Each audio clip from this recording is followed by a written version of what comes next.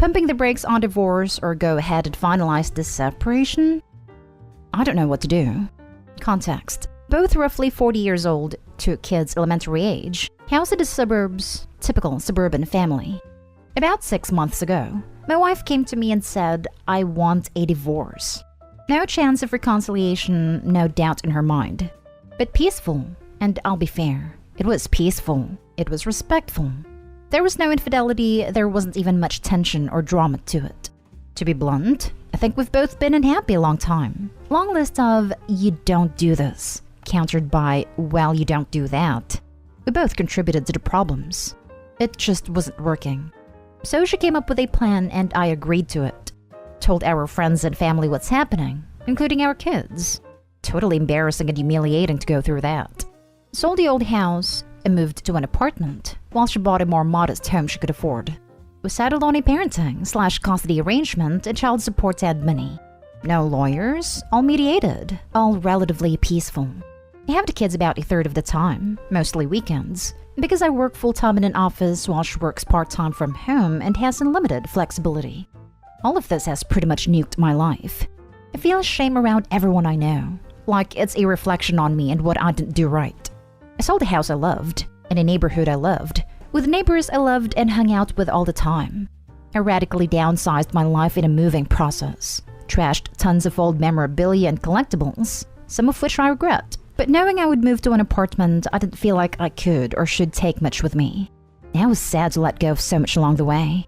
But I've built a new, clean, simple lifestyle and I really like where I am now. The changes to her life? Not so great. Single mom and she's got custody 2/3 of the time because of her job situation.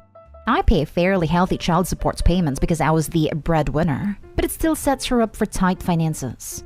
She's frustrated with how much work the kids are. I think she forgets that I did all the cooking. She barely knows how. A lot of the housework, and was the main financial provider. She has very little free time now. And her place is a mess, still living out of boxes and suitcases. She's also very angry that I've moved on cleanly and simply and resettled so quickly. And now she wants to work on things, see if we can reconcile. We have the draft of the final separation agreement. We just haven't signed it yet.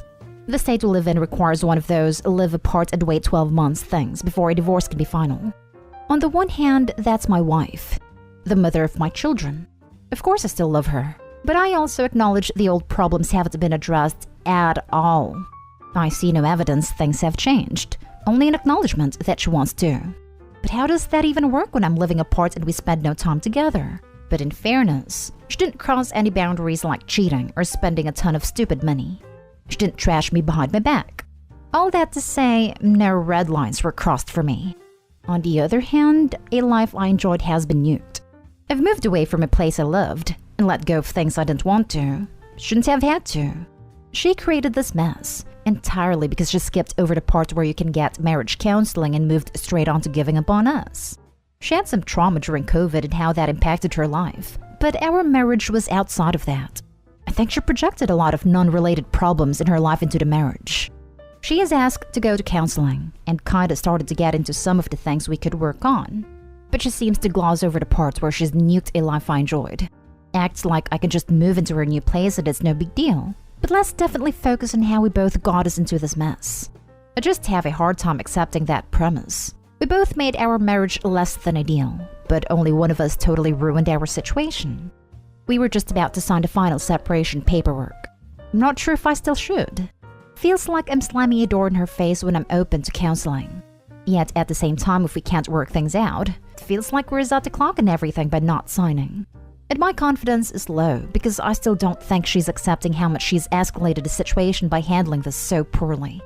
Sorry for length. Appreciate the sanity check. I appreciate perspectives that challenge me to think about things differently, so fire away. Now for the top advice. Sign it and be done. She doesn't want you. She just doesn't like how much harder her life is without you there to pick up the slack for her. She's been selfish throughout the entire thing, only thinking about herself, what she wants, what she's had to deal with since the separation she asked for. She has done all of the taking and none of the giving or trying. This isn't a relationship worth trying to save because she doesn't care about anyone but herself. She's been selfish throughout the entire thing.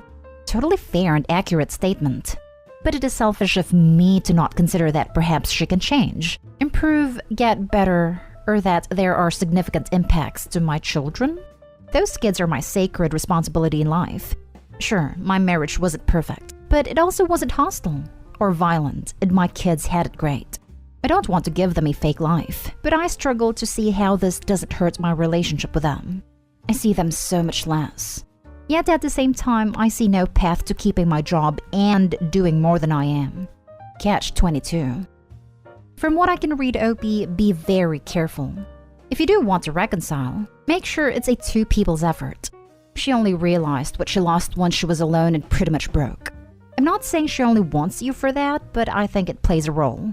Couples counseling seems like a great idea to resolve the problems you guys have, and if you do end up reconciling, maybe make her compromise so you don't do everything around house. Good luck, Opie. She only realized what she lost once she was alone and pretty much broke. Does it make me a bad person that I want her to live in this reality for more than the month that has passed? I simultaneously worry that the longer it goes on, the more she'll build resentment and slash or move on. Then again, wake-up calls are needed. I'm enjoying my version of life a lot. Also, problematic in its own way. I think that the last two sentences are the ones that would give me pause. It sounds like you were kind of happier now that you were apart. The biggest regrets I've seen in your post aren't not being with her, but selling your house and downsizing. You seem almost happier to be living on your own. Marital counseling is great and all, but it seems like the ship has almost sailed. Do you have a signed separation agreement? If the agreement is final and enforceable, it may make sense to give the counseling a shot before finalizing the divorce, but you don't want to be in a worse position for having tried to work things out. Drafted but unsigned, and thus the separation clock hasn't started, and it's entirely unenforceable. That's part of why I do want to sign it. Protect myself, pen to paper on commitments. Can't walk it back or change it if counseling doesn't work. Next story is titled, My wife locked me out of the house on our anniversary night because she didn't like the gift I brought for her. 4 days ago was mine, male 30, and my wife's, female 27, third wedding anniversary. She loves jewelry, and every year I'd bring her jewelry. But this year I've been dealing with debts and spent all my money to fix my car that was broken for 4 months. I didn't buy her jewelry this year, but I did buy her something that I thought she'd find nice, which is a vase that cost me about $65. We were having a small celebration on dinner. I got home in the evening and found her setting up dinner table with candles and flowers. She was dressed nicely, while I was just wearing my work clothes, which she found okay-ish. After dinner, she gave me a gift which was a $45 shoes. I handed her the gift I got her, and a smile quickly disappeared from her face. She asked why I didn't get her a piece of jewelry, and I said I didn't have enough money to buy a decent piece and this stuff is expensive. She got upset, saying I always get her jewelry, but I explained money was tight and car needed fixing. She remained upset for a while, then went back to normal. Later, she asked if I could take the trash out, and I agreed. I placed a trash bag outside, then was headed back inside, but the door was locked. I kept moving the doorknob, but it was obviously locked, which got me hella confused. I didn't have a copy of the key on me, so I called my wife to let her know I was outside and the door was somehow locked, but she hung up. Then showed up from the window and shouted that I should stay outside after I made her an afterthought, and prioritize my car over her and getting her a vase. I was stunned. I asked if she deliberately locked the door, and she said yes, to teach you a lesson. I told her to quit messing around and open the door, but she refused, saying that she made dinner, set up romantic atmosphere, dressed nicely for me, and made effort for our wedding anniversary. But I didn't do half of the things she's done and didn't get her the gift she wanted. So for that, I should spend a night somewhere else. I lashed out and called her petty to lock me out of my own house over a piece of jewelry. She told me that I should get a hotel room and go F myself, and I angrily responded that I'd gladly do so. But I ended up sleeping in the car since the garage was locked as well. The next day, she complained about how I wronged her, acted rudely by lashing out and wanted an apology. But I haven't apologized. Now she's cold shouldering me. Wow. Sometimes I think my marriage is awful. And then I come here and then I'm like, meh, I'm fine. Yep, makes me appreciate what I have when I see what some people put up with. I kinda use this sub the same way. Love providing advice, but I often think, as horrible as things get for me sometimes, at least I'm not that guy/girl. Now download some generic divorce documents off the internet and paper mache the vase in them. And put them in a jewelry gift box. Say, "Sorry, honey, I was so stupid. Thank you for teaching me that lesson. I went and got you the gift you truly deserve." The entitlement is strong in this one. I predict you won't make it to your 4th anniversary. They will, because OP doesn't appear to have a spine. This crap shouldn't be put up with by anyone. She'll continue to whip him into submission for the next 10 years until she sucks him dry of every ounce of his humanity. I hope you return the vase. Return the vase? Oof. Should be asking if can he return the wife instead. It's obviously an overreaction on her part, but we only have a side of the story. A lot of Reddit is, "OMG, look what my partner did. That was way over the top. So ridiculous, right?" When realistically, people tend to lash out in over-the-top ways when they've been provoked. Maybe that's not the case here. Maybe OP's a perfect husband, but it's pretty awful to have your wife set everything up for the anniversary, make dinner, get dressed up for you, and then you get her a vase. A vase isn't for her, it's for the house. There's cheaper, decent quality jewelry you can get for $60, or shoes, or anything else really. I'd be pretty pissed if my significant other gave me furniture as an anniversary gift too. Is there nothing else you know about your wife besides she likes jewelry? No hobbies, collectibles, guilty pleasures? Honestly, I can hardly think of a crappier gift than a damn vase unless she specifically collects them or something. It's like some generic woman gift. You could get her a gift certificate for a massage or a spa day.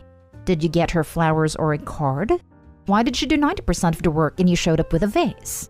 I get that money is a hard thing to work around, but you can make it work.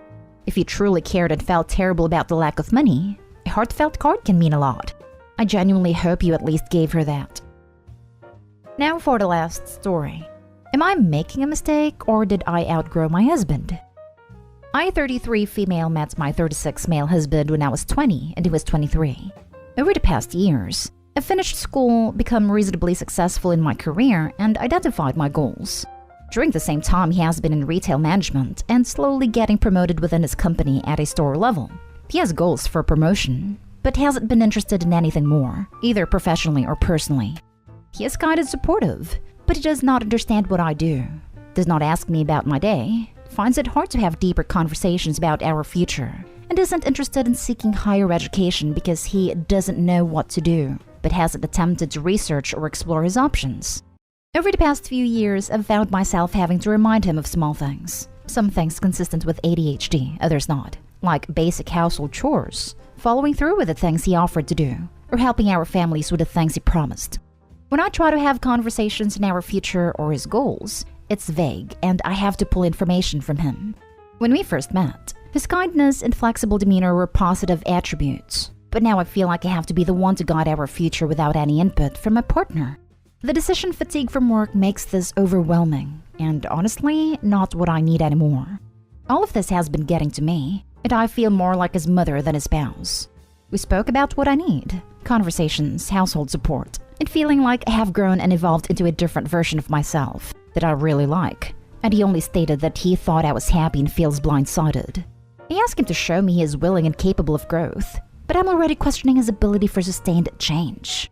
I don't know what to do, other than admit I haven't been happy the last few years and I want out. Am I being too harsh? Or am I just realizing that I've grown into a different person in the 13 years we've been together, while my husband has remained all but the same? Now for the top advice. I feel more like his mother than his spouse. That's a big issue, and a huge reason people end up divorcing their partners. If you think it is worth giving your relationship a final chance, you could try suggesting couples counseling. But sometimes people just grow in ways that are mutually incompatible, and that's okay too. It sounds like you have already checked out of the marriage, and there's nothing wrong with that. Guy in relationship makes you happy every day, probably enabling you to be the best you can be in your career. And once you get to a good level of success, you see him as beneath you. Why do you care if he goes back to school for higher education? Doesn't seem like you even know what he would go for. His current career path is taking him toward corporate retail, and that's a decent path with good money. I guess a business degree would help with that. Wonder how much time he would have for you during a full-time job and degree. Does your idea for a relationship look like two people constantly moving up in their career at the same pace? Doesn't sound like you have much time for each other.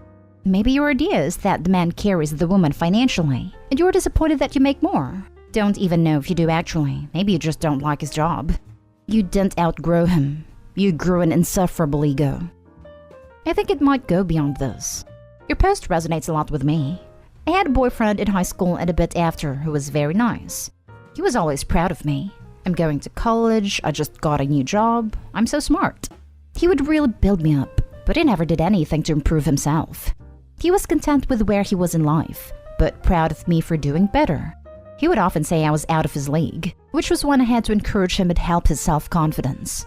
He would joke about how I'm going to be the breadwinner. He was perfectly happy already, while I was still striving to do better. I was ambitious and driven. He was happy living in his mom's house. He seemed happy I would be the breadwinner so he wouldn't have to work so hard. I decided that might be a fundamental incompatibility and ended the relationship. From what I hear, he found a girlfriend a few months later. They're married. They have a toddler, they live in her mom's basement, they have 2 pretty nice vehicles, a muscle car and a pickup truck, both pricey models.